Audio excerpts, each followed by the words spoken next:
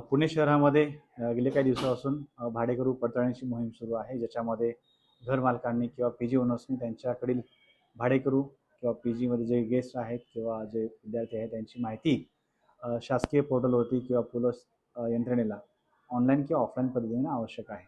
या अनुषंगाने पोलीस यंत्रणेकडून विशेष करून विशेष शाखेकडून याच्यामध्ये मोहीम सुरू आहे आणि यामध्ये मोठ्या प्रमाणामध्ये भाडेकरू पडताळणीची मोहीम सुरू असल्याने त्यामध्ये काही बऱ्याच ठिकाणी आम्हाला त्रुटी आढळलेल्या आहेत. त्याच्यामध्ये जाणीवपूर्वक काही गोष्टी किंवा अनावधानाने ज्या ठिकाणी घडलेल्या आहे अशा ठिकाणी कायदेशीर प्रक्रिया करण्याचं काम सुरू आहे. या अनुषंगाने आतापर्यंत पुणे शहर पोलीस आयुक्तालयामध्ये जवळपास 170च्या आसपास गुन्हे दाखल करण्यात आलेले आहेत घरमालकांवरती किंवा पी जी ओनर्सवरती.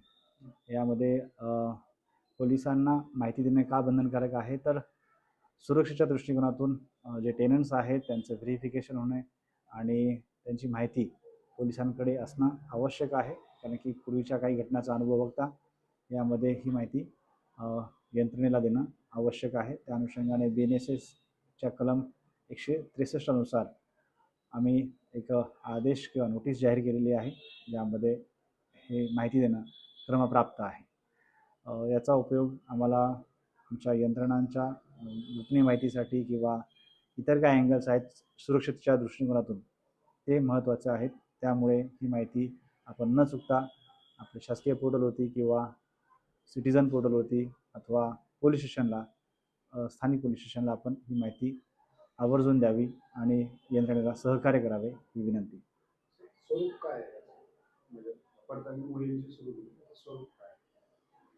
स्वरूप म्हणजे याच्यामध्ये नेमकी काय प्रोसिजर घरमालकांनी अवलंबलेली आहे, त्यांनी माहिती दिलेली आहे अगर कसे हे ऑफलाईन आणि ऑनलाईन पद्धतीने पडताळणी केली जाते आणि त्यानंतर त्याच्यावरती कारवाई केली जाते. कसं जर कोणाला माहिती द्यायची असेल तर त्याच्यासाठी सिटीजन पोर्टल आहे, पोलिसांची वेबसाईट आहे, त्याच्यावरती माहिती देऊ शकतात. ते जे त्यांचं ॲग्रीमेंट झालेलं आहे, रजिस्टर्ड ॲग्रीमेंट आहे, ते ॲग्रीमेंट ऑटोमॅटिकडे पोर्टलला सिंक होतं. त्यावरती ते माहिती अपलोड करू शकतात किंवा पोलिसांना फिजिकली देखील देऊ शकतात. ते पूर्ण शहरात झाले की काय अशा विशिष्ट भागामध्ये? पूर्ण शहरामध्ये ही कारवाई सुरू आहे.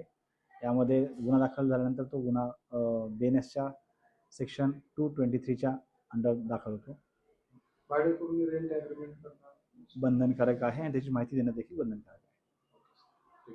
थँक्यू.